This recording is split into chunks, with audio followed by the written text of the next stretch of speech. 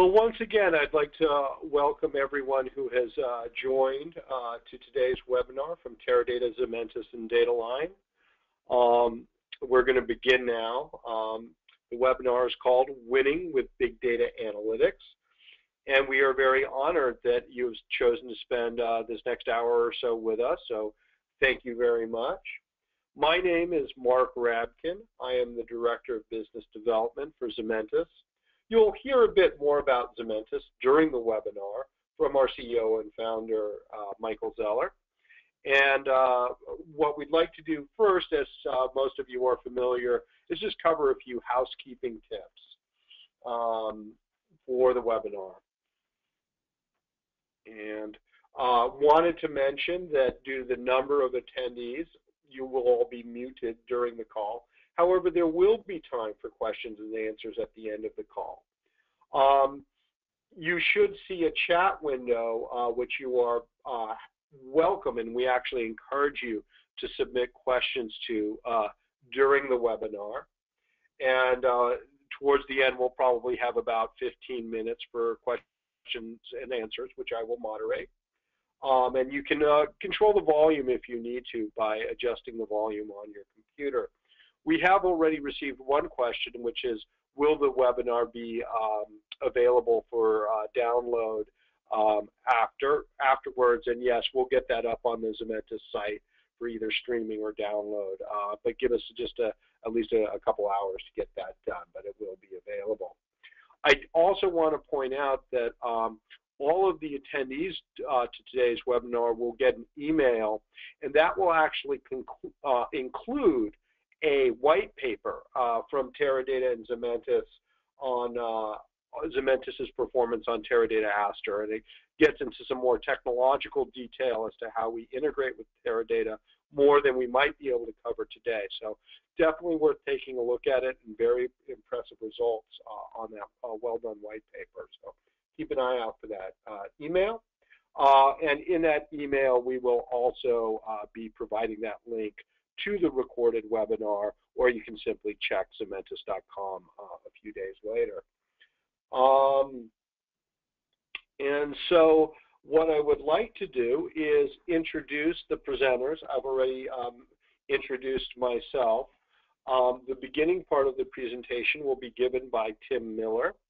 He's the engineering manager for advanced analytics at Teradata, and he has spent over 25 years developing software in domains ranging from transaction processing to decision support. And the last 15 years has been dedicated to data mining. And he was one of the two principals in the development of one of the first commercial in-database data mining systems, Teradata Warehouse Miner. And during that 10-year journey, a dozen patents were awarded for that innovative technology. Most recently, he's been a member of Teradata's Partner Integration Lab, where he's been providing Teradata ISVs and partners in the advanced analytics space consultation and integration and optimizing their products with Teradata's platform family. And Zementis has definitely been a beneficiary of Tim's expertise, and just a great team to work with there. Joe Godfrey, who is the Chief Technology Officer at Dataline, does that, as well as in his spare time teaches at Virginia Tech's Department of Industrial and Systems Engineering.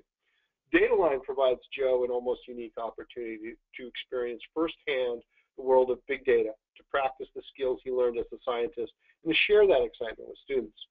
And he especially enjoys the challenge of building predictive models that are competitive in the marketplace and helping our clients to find Dataline clients to find new customers as they grow their business. And I realized I didn't introduce Michael Zeller, who is also here, and he is the CEO and co-founder of Zementis. His vision is to help companies deepen and accelerate insights from big data through the power of predictive analytics. Michael also serves on the board of directors of Software San Diego and as secretary and treasurer on the executive committee of ACM-SIG-KDD, which is the premier international organization for data mining researchers and practitioners from academia, industry, and government. I couldn't help but be amused by the fact that both Joe and Mike have PhDs in physics, and was tempted to rename this presentation the future of quantum computing and big data, but I think that would have been a little ahead of its time. But in any case, with that, let's go ahead and get started with Tim's presentation.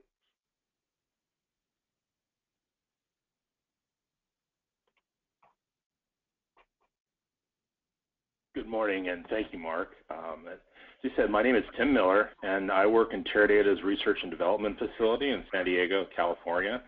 Our organization is known as a Partner Integration Lab, and our charter is to help our software partners integrate and optimize their software for the Teradata platform family. And in particular, my team helps in the area of advanced analytics. So Zementis was one of those important partners that we took on several years ago to help them port to the Teradata platform family. I'm not going to speak much today because, quite frankly, I'd rather hear Joe talk about all the great things he's doing with Zementis and Teradata as well. But I'll introduce what Teradata's approach to analytics is and kind of the journey that we've been on over the last 15, 20 years or so. We'll introduce what we call Teradata's unified data architecture and how advanced analytics plays into that. A little bit on our platform family, and finally, before I pass it off to Michael to get really in depth on Zementis, I will have a brief introduction to Zementis and how that integrates into the platform family. So in the mid-90s, my team of engineers started to work with a group of practitioners out in the field who were really SAS programmers. And we knew of the scalability properties of Teradata and the power and all the data that can be managed under Teradata. And we wanted to see if we can push the envelope a little bit. So we teamed with them and started to watch what they did as they did analytic engagements in-house in San Diego. And it started off by loading up their database, and immediately they had to start sampling data. They'd have to pull samples over to a server or a cluster of servers just to take a look at basic statistics and then start their pre-processing effort. And we thought, we've been doing some pretty awesome things in SQL and pushing the envelope with extending SQL through UDFs, user-defined functions, or table operators, or user-defined methods. And so we took what they were doing and we showed them, hey, this is a way that you can push the SQL down into the database with these extensions within them and really truly gain exponential performance improvement. To them, this was kind of an eye-opener because they always thought, well, this is a relational database, and my analytics aren't conducive to relational algebra. But since we've extended the capabilities of SQL, it truly is.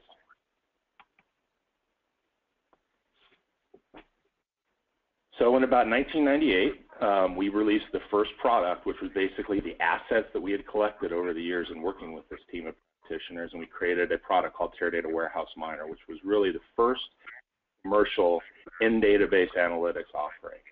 And it had features such as linear regression, logistic regression, vector analysis, decision trees, clustering. It was all done through a combination of complex generated SQL and then these extensions that we had pushed through user-defined functions. In about 2007, this kind of piqued SAS's interest, so we began our strategic partnership with them. It was really our second strategic partnership with them, and we began to explain to them how they could push the processing down into the database. And that's evolved over the last 8 years or so.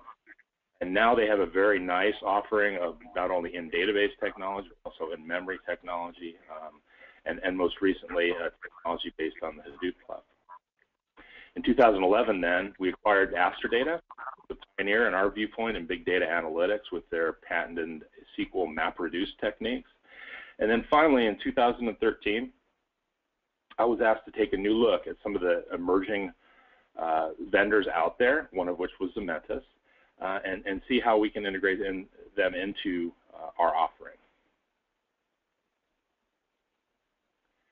So our strategy is we want to continue to champion and expand in database analytics within what we call our unified data architecture.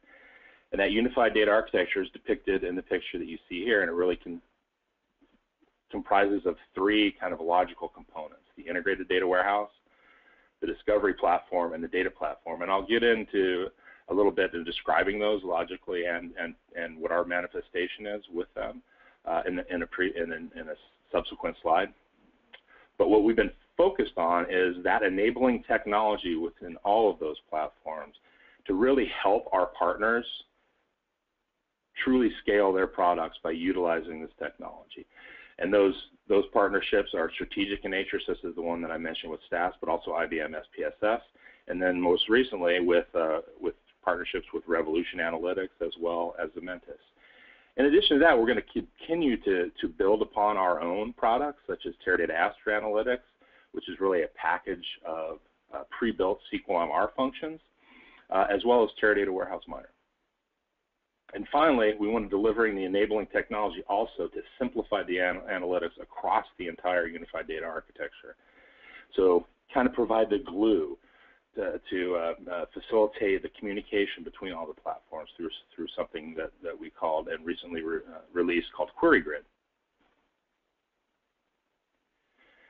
So a little bit about the unified data architecture, what those components are, what those requirements are, and then Teradata's approach in particular. So the first piece is the integrated data warehouse, and this is where what we've traditionally called the single version of the truth lies. This is where the data that you drive your business and manage your business on is housed.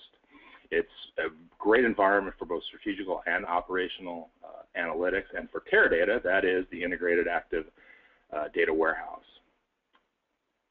Zementis was first ported to Teradata, and that their product, the Universal PMML plugin, based on the adaptive technology, provides a tool-agnostic and database scoring capability across that Teradata platform family. What this means is, based on any of those partnerships or open source products such as R that you saw on the previous slide, Zementis can provide the scoring capabilities for them. Second is the discovery platform. And this I like to refer to as the playground for the data scientists, right? This is where you're going to put a lot of your data, whether it be structured or not, or multi-structured, and really give the capabilities to explore that data at a deep, deep level to see things that you might not have seen before. There's a variety of analytic techniques. I think we have over 100 that are pre-built today, and we're expanding that really through a commitment to the R programming language in the future. So for us, that's Teradata Aster, right, with their SQL MapReduce capability, along with the 100+ prepackaged analytics.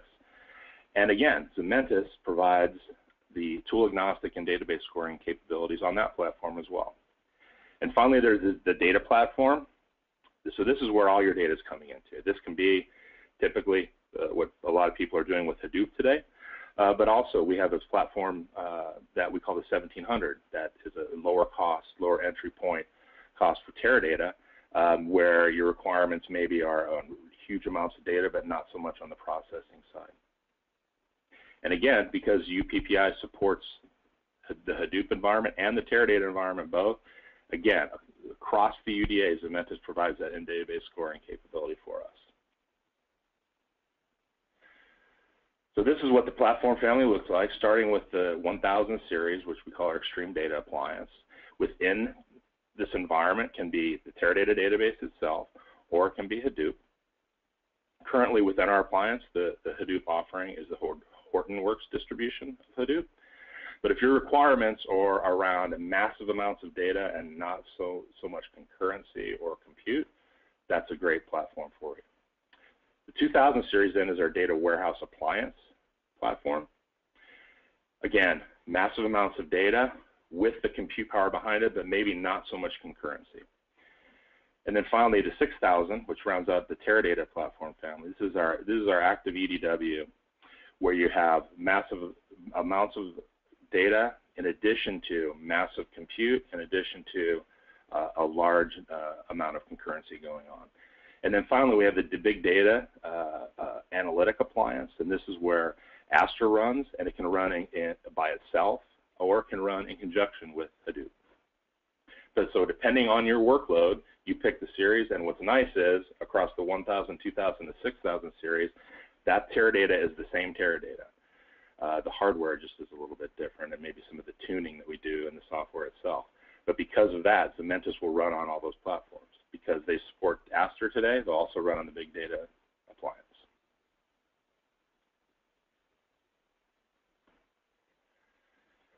So a little bit on Zementis Works. I want Michael to have an opportunity to really get into this, but Zementis will take PMML, or predictive modeling markup language, that come out of any of those tools that you saw on a previous slide of mine, in addition to BI partners like TIBCO and MicroStrategy.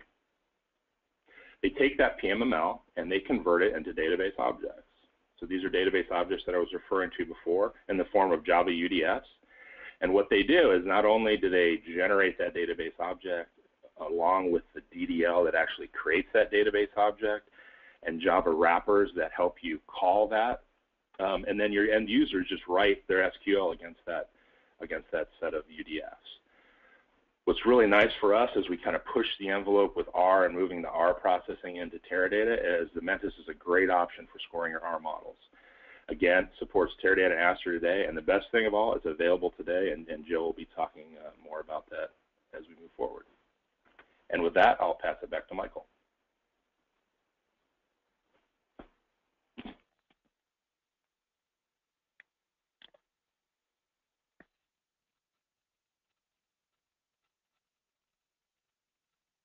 All right, thank you, Tim. It's been an honor to be here, slotted in between Tim and Jill, two great experts, to speak about our technology a little bit. I realized that just like I'm talking right between Tim and Jill, our products are actually the bridge between the platform, the big data platform providers, and the data scientists that need to deploy their models. So I think a perfect slot here, mimicking what our products do. Zementis provides software for operational deployment of predictive analytics. That's our core focus. We were named a cool vendor in data science by Gartner in 2014 and recognized by CIO Review magazine as one of the 20 most promising big data companies in 2013. So our products really aim for a vendor-neutral architecture, as Tim already mentioned, maximum flexibility, different data mining tools that you may want to use, and then deploy them across multiple data warehouses and analytics platforms.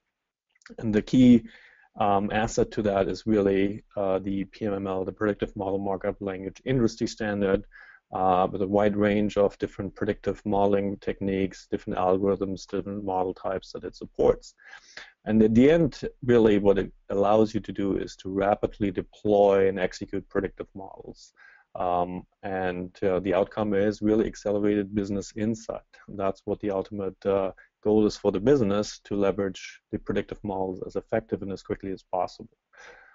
Tim already talked a little bit to our partnership. You can find more on the Teradata website, on the partner portal there. Really, what is key for us is performance enhancement to make sure that we can use best-of-breed tools and execute those models very fast and effectively on the specialized appliances, but also to really allow to foster transparency and best practices for data science. So not kind of your custom coding that is typically necessary, but really focus around standards, focus around SQL to deploy it, focus around PMML to make your models portable across different platforms.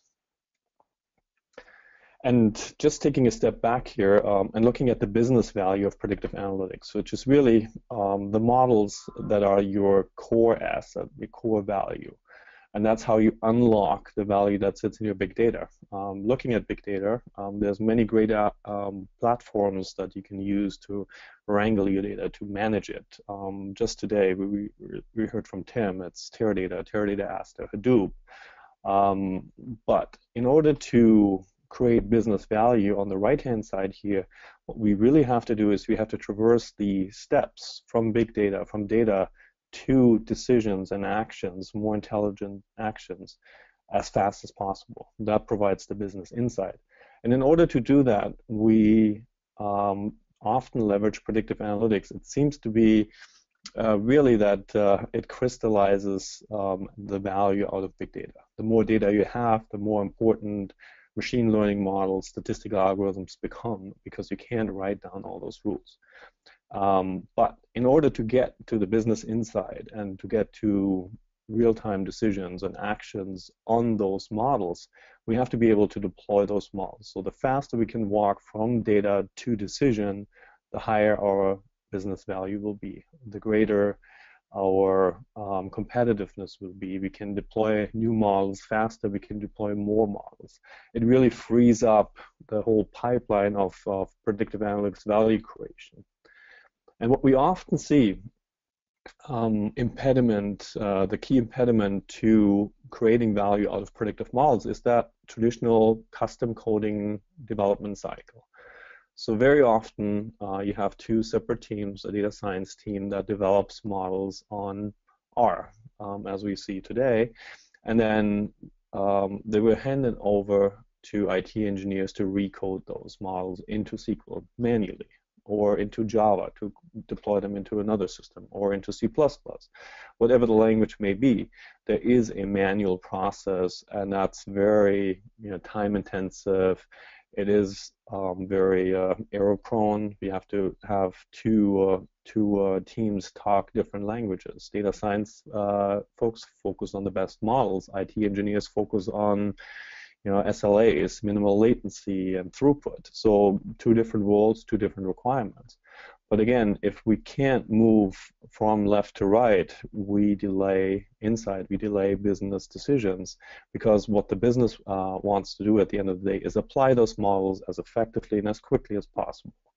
And so we need to break this traditional development cycle and really move from left to right, as on the two previous slides, as fast as possible. And how we do that with our products and with the predictive markup model language as the key industry standard is really to deploy those models through PMML, to export them from multiple tools, to import them into our production scoring engine, and then to deploy them basically in minutes. What we typically see is deployment cycles of 6 months. Sometimes it's 4. More often we see 6 to 9 or even 12 months before a model is being used in a production environment. And that's simply outrageous today, because it doesn't have to be that way. What we do with PMML, we take away the custom coding. PMML as a standard representation of the model makes those models portable and accelerates really the deployment. It reduces the model deployment time needed, so you're faster into production. It reduces the model deployment cost, because you don't need to spend the extra manual coding, manual QA, and it frees up your data science team, so it also increases model throughput. So data science teams don't have to worry about rechecking and testing models. They simply export the model in PMML, and off they go, moving on to the next model. You have one common standard, one common process across the enterprise to quickly develop models and deliver them to the business where they really need it, really for the execution part. So you see rapid insight is really generated by rapid time to value from predictive analytics.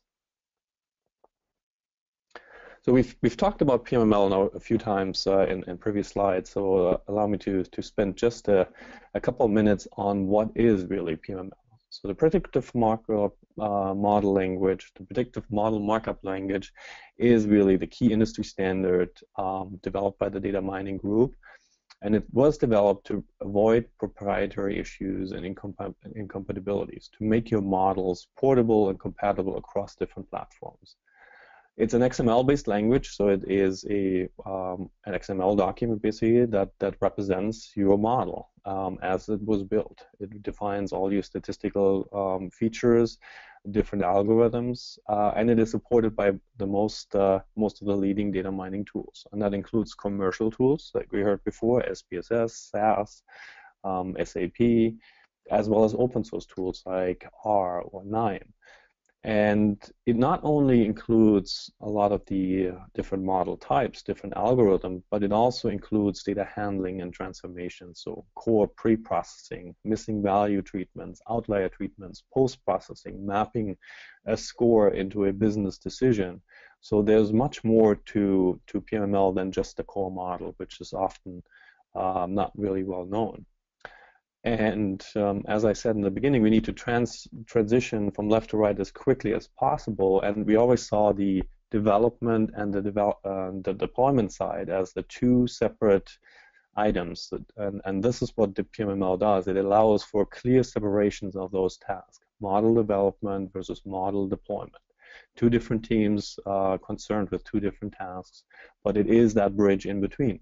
And by doing that, it really eliminates the need for custom code and proprietary model deployment solutions, reduces the error, reduces time and cost and complexity in that process.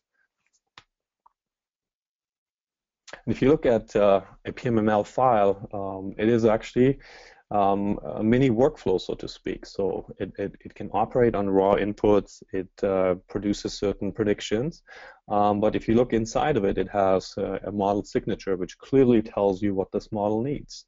It has input validation, as I mentioned, outliers, missing value, invalid treatment. So you know to protect your model. The model knows what not to score, what to do if your data feed is not clean.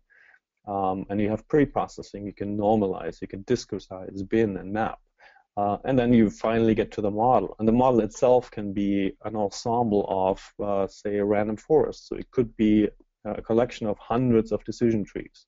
So in itself, the model can be super complex. And then you have post-processing, where, as I mentioned, you can map it into business decisions and bin it and do whatever you need to do after you get a score back from your algorithm. So think of it as your mini workflow. And the neat part is it's an XML file. It's not a collection of our commands, for example. It's not a long list of code. It's a clear representation in XML that can be audited, that you can compare easily against one model version against the other, and audit if that model is exactly doing what it's supposed to do. There's no magic hidden code in there that could do something else that the model is not supposed to do. Very detailed, very important details in production deployment. So to summarize, really, our product here that runs on the Teradata database as well as Hadoop, as well as on Aster, is called the Universal PMML Plugin, or short UPPI. And with PMML in that middle bridge, it gives you the maximum flexibility. So on the right-hand side, if your model needs to go into a Hadoop system, and that can be in Hive, in Spark, in Storm, if it needs to go into Aster or Teradata, it does not matter to the left-hand side, to the data scientists that are building those models. So it gives you a great flexibility to deploy the model based on the workload, based on the needs, based on the requirements, without having really to change the model. And then on the left-hand side, at the same time, you get maximum flexibility in data mining tools. So pick your most favorable commercial vendor or your most loved open source tool and build your model. Have multiple models, using multiple tools built in the organization. It does not matter. Pick the best tool for the best job. And pick the different algorithms. So from simple decision trees or linear logistic regression models all the way to the most complex machine learning neural networks to model ensembles, which have been extremely popular recently, where you have very large models of hundreds of trees, as I mentioned, in random forest models or boosted models. It doesn't matter. It gives you great flexibility to use simple or complex models or a collection thereof. And it allows you to quickly experiment and quickly deploy those models. So if you're able to develop a new model, say for a recommendation today, you don't want to wait 6 months to deploy those. You can deploy them immediately, and that's really by using PMML as a bridge over into your operational system. Tim already described how that happens through UDFs, where really you're turning a PMML model into a SQL function at the end of the day. So the DBAs on the right-hand side can quickly integrate it into their processes, not having to worry about the complexity of the algorithm that's actually encapsulated in the PMML file. So it's all about simplicity, a common standard, a common process across the enterprise, and quick time to deployment. That's really what PMML gives you. And today we'll see in a minute from Joe how this is applied in the marketing world. So marketing is just one of the use cases. This is a horizontal approach. So the approach that we use through PMML and deployment of those models, in the case, for example, of R to Teradata, is applicable in any industry. So any model, any industry, we see lots of things happen in Internet of Things, IoT, sensor and device data processing, based on rotating equipment, based on energy utilization, energy grid, predictive maintenance and quality control. Many different opportunities to apply that. And likewise in the financial industry as a very strong foothold for predictive analytics. Anything related to fraud detection and risk scoring is really prime suspect for predictive analytics, and therefore the faster you can deploy your models, the more productive, the more successful you will be. But that's really the essence of the predictive model markup language as an industry standard. It's broadly applicable, any model, any industry. And I'll hand it over to Joe as the expert and really get into the details of how he used it with R and Teradata. So thank you.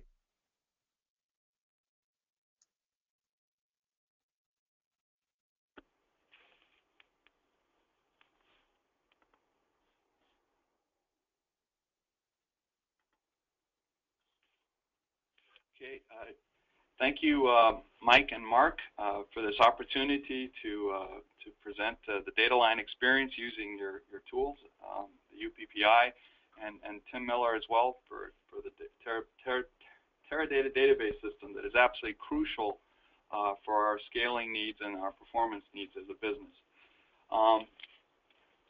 So a little bit about our company, and then we'll dive into a sort of like a use case looking at how to build a couple of ensemble models using the UPPI and Teradata.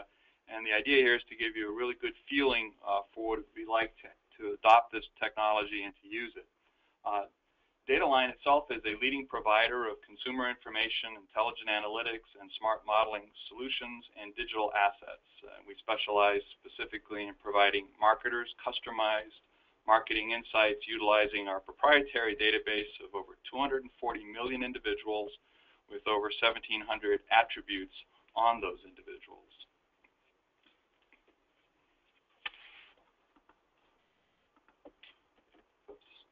Get my slide to advance. A little bit more about our company. Just to get the idea here is to give a sense of the scale of the database and the data volumes, and this of course explains the need for technology like Teradata, and will also be the crucial role for Zementis as well. We process over 1 billion customer transactions per month to create our database, and we then build basically predictive models for our clients over this database to help them in their prospecting and marketing outreach needs.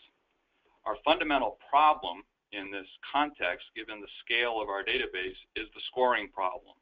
As Tim was indicating earlier, one can always pull samples from the database if one needs to build a model. If one can do in database, that's great. That's definitely a performance improvement there. But one of the fundamental problems we run into is at the end of the day, we built a model, we need to be able to score it in database, and in principle over our 240 million records. Most platforms have no problem building all sorts of interesting kinds of models, but relatively few are going to be able to support scoring in database with 100 million records or more. And in particular, and what this is going to be a particular use case in which Zementis is critical, would be in the ensemble models, both bagging and boosting categories. And so we're going to look at those specifically and how we've been able to use Zementis to deploy those kind of models in our environment. I like to get a clear sense when I'm doing these things of how the pieces fit together, and so this is a sort of a boxology diagram showing how the various pieces fit together. So we start at the bottom right with our modeling tool. What we're going to use for today is we're going to use Project R. We also have proprietary type technologies like SPSS or SAS that can be used to build a model. But we're specifically going to be looking at Project R today because it has been basically the leading edge in terms of certain kinds of models, particularly the ensemble models. So the idea is with your modeling tool, you build a model. In order to use Zementis, in order to be able to deploy this model, the model emits PMML, which would be an XML file that describes that model. The UPPI consumes that XML file to produce a Java jar, which are basically going to be these UDFs, these Java functions that will then be deployed in the database. So to get them over to the database, one runs BTEQ. This is a command line function of Teradata to load that jar into Teradata, and so that's what's represented on the left is you have the UDFs installed in the database. It works with SQL-J, which is a standard database structure for representing Java classes in a database. And then basically the client application then interacts with those UDFs as if they were native functions of Teradata in order to execute queries. And in particular, the queries that we're going to be interested in are these scoring queries. Note that Zementis is the absolutely critical glue here in order to enable us to take fairly generic models built in any platform, as Mike was pointing out, and being able to get those into database. So a little bit more about Teradata, what it looks like. So we're actually going to get down into the weeds here a little bit just to see what it looks like and get a very concrete feeling of deploying an ensemble model using UPPI in Teradata. When it lands in Teradata, there's ultimately going to be a function, and this is in the case of a random forest model. So there'll be a SQL script that says replace function. There's also a create function script, but replace is more convenient because very often you create a function and you make some changes, then you got to drop it and put it back in. Having simply the replace function makes that very convenient. So replace function, random forest model. The ellipsis there represents the signature of this function. There could be any number of variables that are going to be fed into the random forest model. It returns a varchar, that's basically the score. It identifies the language, it's Java, and its external name. And that would be the essential way that you would identify the model to Teradata. The management of the UDFs basically work with SQL-J. SQL-J, Teradata typically represents everything in views. You don't generally work with the underlying table, so there's basically 3 views representing SQL-J. There's a jars table that identifies what jars have been loaded in the database, a table indicating what jars are being actually used, and another, the relationship between the routines and the jars. To get these in and out, you basically have a function call SQL-J, install the jar, and if you want to remove it, call SQL-J, remove the jar. These are the kinds of details when we got into this that I found very important to understand is how do I get things loaded, how do I unload things, how do I make changes. So this is give you a feeling of what that would look like.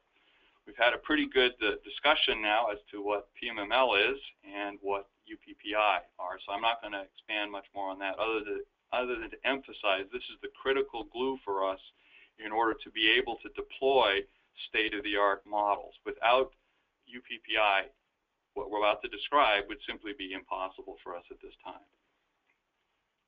You can build models, as commented earlier, with almost any technology, particularly Project R, SPSS, SAS. Those are some of the leading technologies for doing this.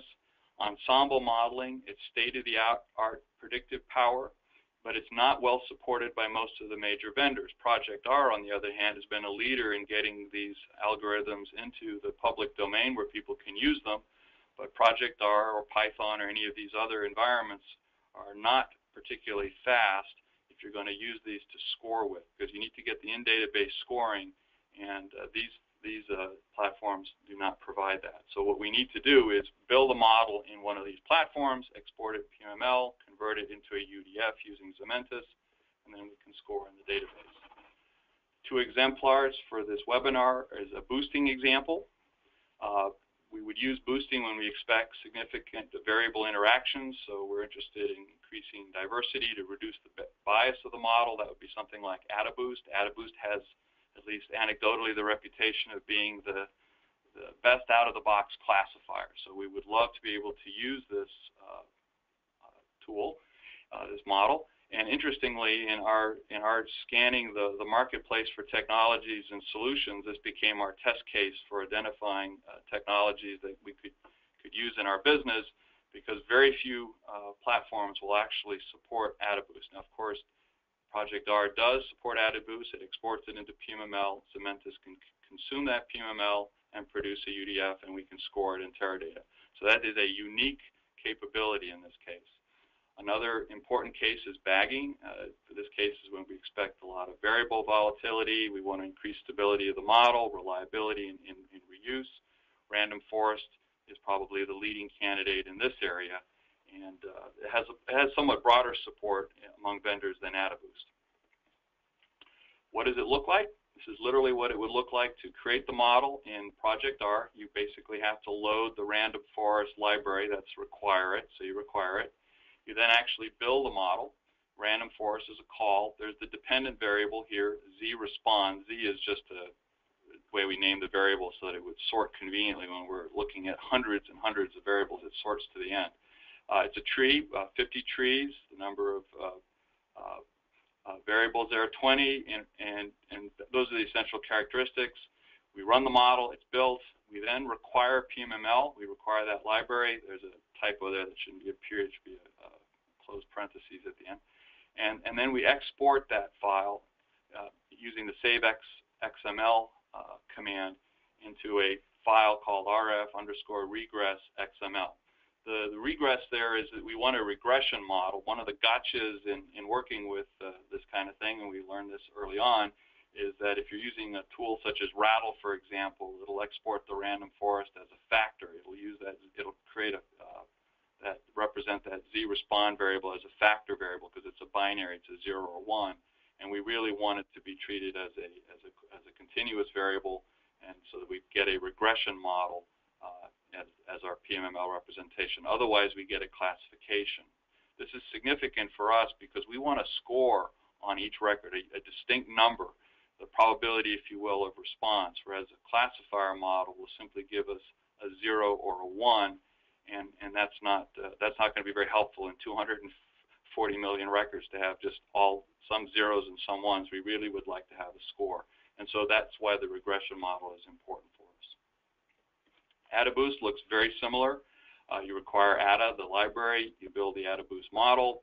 You require the PMML object in order to export the XML in the PMML format. Finally, we're also going to look at a general linear model, logistic regression, and this is offered here because we're actually going to use that as a benchmark. We have been building through the years largely logistic regression models for our clients, and we, as Mike was describing, there's a manual process of you generate the stored procedure and then you transfer it into SQL and then you score it in database. Now these tend to score very quickly, it's a very powerful technique. But it will actually provide us a baseline to understand how these more sophisticated ensembling techniques compare to something basic like logistic regression. Just very quickly, this is an example of a rock chart for one of these models to give you a sense that these are actually pretty good-looking models that we're testing here. And now we're going to go ahead and I'm going to talk a little bit about how we actually deploy the model. We've seen how they were built. Those were the Project R scripts to generate the models, and now I'm actually going to walk you through the steps of using Zementis UPPI to deploy the model in database, score it, and then give you some statistics of its performance at the end. So you're going to have to set some environment variables, the Java home, paths, that sort of thing. You're going to have to compile the Java UDS from the PMML file, and that's what UPPI is going to help us to do. So you're going to have to change the shell's current working directory to the UPPI's bin directory. You're going to use a shell script by Zementis to run UPPI. And then when you're done, two files will have been created, a PMML.jar file that contains the Java classes that represent the UDFs, and a PMML file, .sql, that has all the SQL commands that you need to run to install that jar in Teradata. So everything gets very nicely packaged for you in this process. And then finally, you're going to use BTEQ, which is this command line interface to the Teradata to install those UDFs. And BTEQ is important here for security reasons. It's an architectural feature of Teradata. So in more detail, just a little bit, get a sense of what it looks like. Create a project folder. That's pretty basic. Just you're going to have a folder somewhere on your file system. This is done in a Windows environment.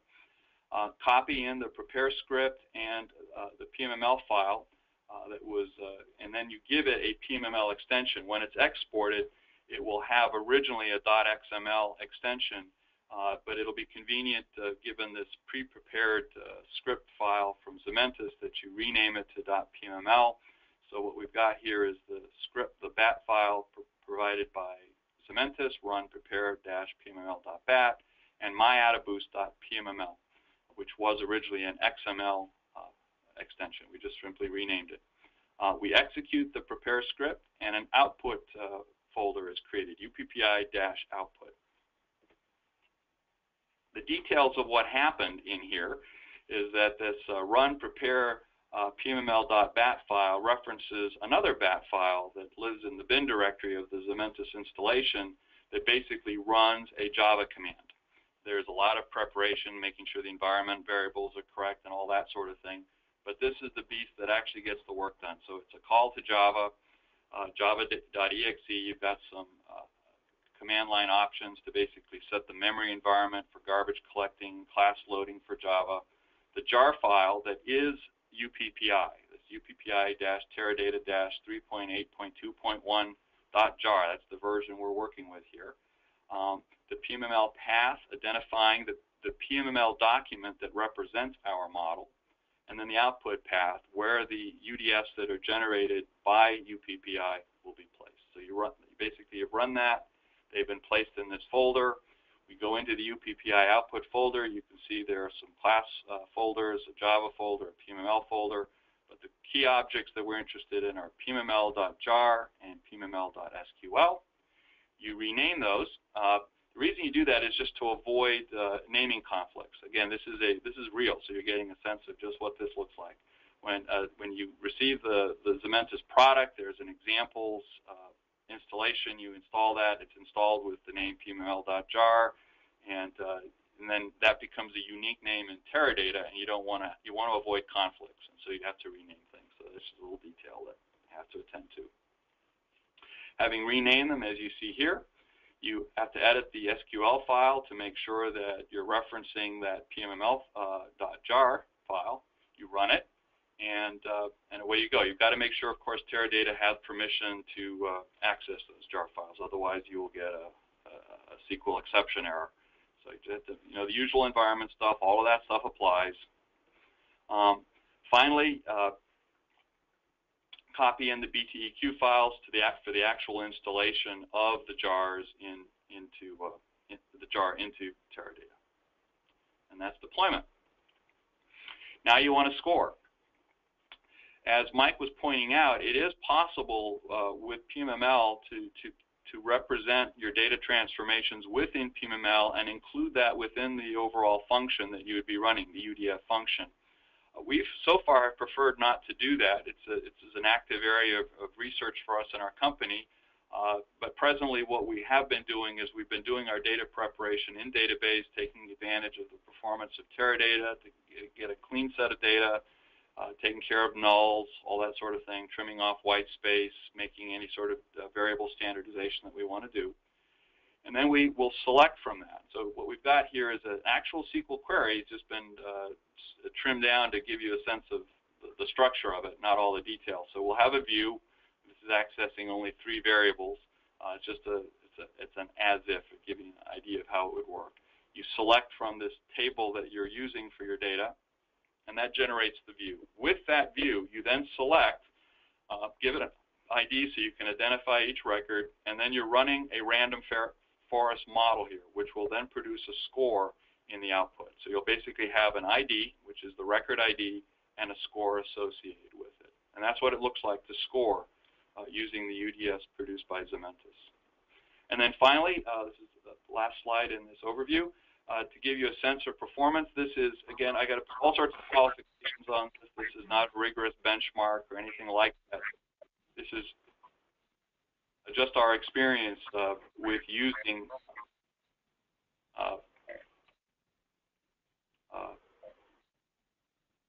Zementis and the UDFs on Teradata. I'm getting some echo, so I was sorry. So our system is a Teradata 2700 with 2 nodes. Our database, I said 240 million, it's actually more like 250 million actual records, 1,700 attributes, so it's a total size of about 2 terabytes. And here are some numeric results for running the different models that I represented to you. The AdaBoost model, we were getting about 100,000 records per minute scored. The random forest regression model, about 300,000 records per minute scored. The corresponding GLM model, using the same variables used for those previous 2, we were getting about 400,000 records scored. But if we clean it up and we're using just numeric data, so we did some little optimization, we were able to get that up to 1.4 million records per minute scored. And all of this is on a wide table of 1,700 attributes. So we also looked at reducing the width of the table and down to, say, 20 columns. And when we did that, we were able to, again, we're looking just at the baseline of the GLM here, we were able to get that to about 3.5 million records per minute. So with that, that gives a sense of how we've used this, and thank you. Great, Joe. Thank you so much for the detailed presentation. So I know we've only got a few minutes left. So for those of you who may be leaving, do keep an eye out for the GoToMeeting email that will contain a link to another performance white paper that we've done with Teradata Aster. And I think what I'll do is I'm going to jump right into questions.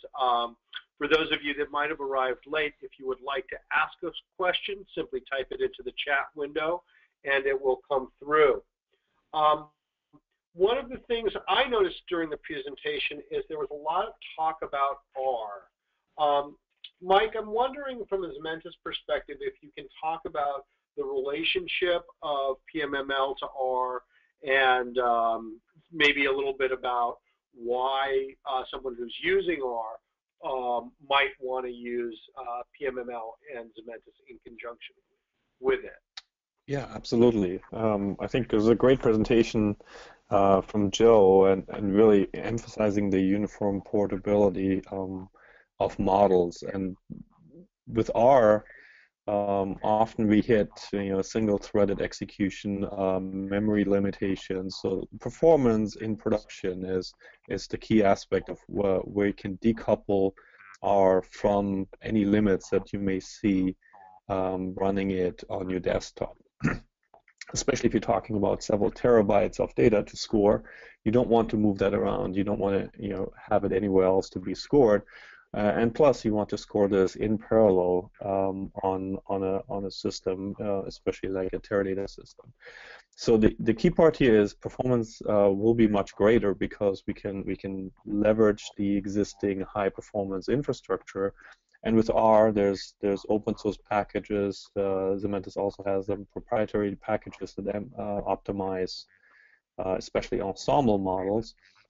You get maximum performance in addition to the portability. So you can run this on Teradata, you could run it on Aster, you could run it on Hadoop, you can run it in real time. So portability is one aspect, but then also the performance of those models will be much, much greater.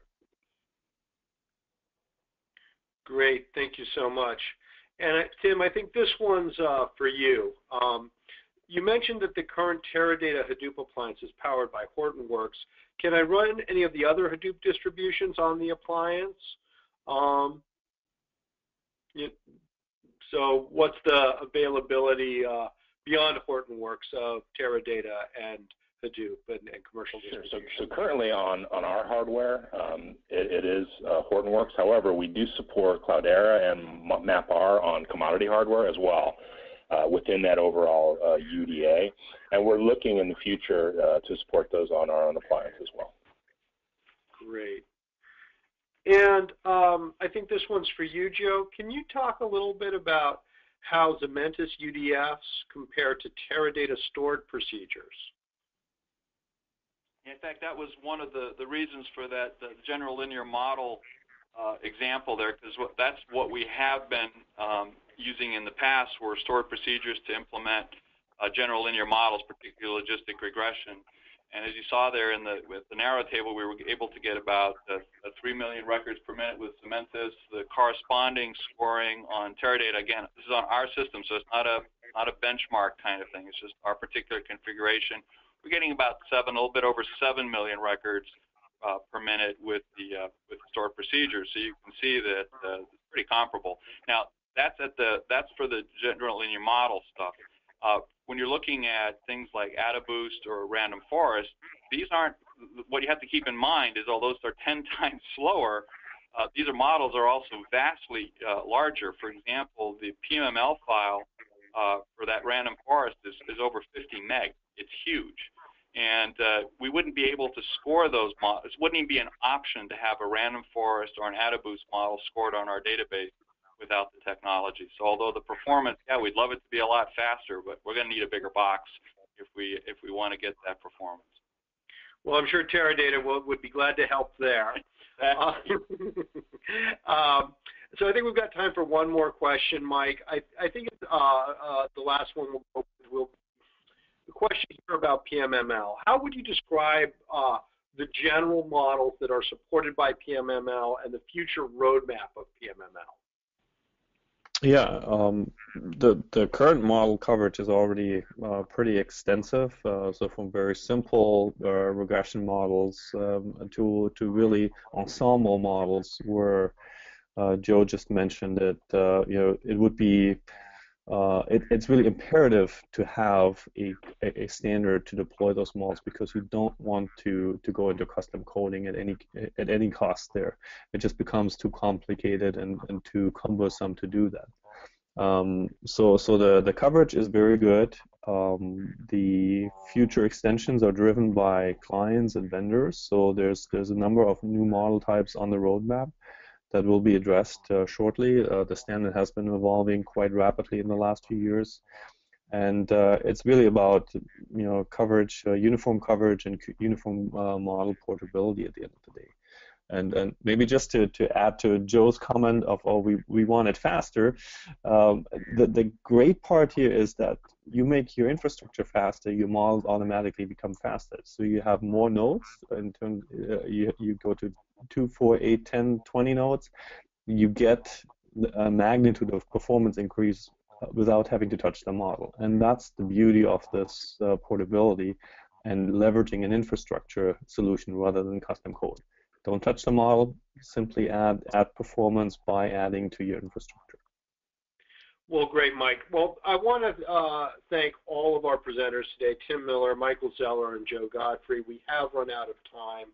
I want to, again, thank all of you who attended and participated today.